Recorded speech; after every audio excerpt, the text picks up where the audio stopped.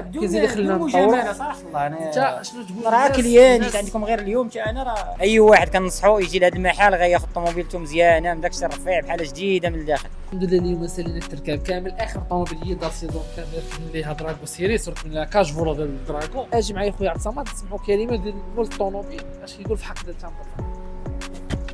دا تبارك الله عليكم، داكشي زوين، مستيكي، اللهم بارك. المعامله ديال هشام اخوان، اخت سلمى حتى هي تبارك الله عليها، الحمد لله. اللي صاوبيه تا هو الطوموبيل الله يعطيه الصحيحه. الناس اللي غيشوفوا الفيديو بغاو يركبوا لي هوس وكيخافوا من الشراوات ديال السوق، شنو تقول لا لهم على مرحبا دراغو بكم، سيريس؟ راه كاين عندهم السيت ديالهم، الموقع تبارك الله كاين اتساع فين ستاسيوني، يعني تبارك الله داكشي زوين. داكشي اللي كتشوف هو اللي غتشوف طوموبيلتك. انا صراحه ما خلصت حتى ريال، ركبت كل شيء، عاونيت الطوموبيل. الله يحفظك. الطوموبيل داوي على كيف ما راسك. كتشوف اخويا عبد الصمد غادي ندير واحد الدور على الطوموبيل.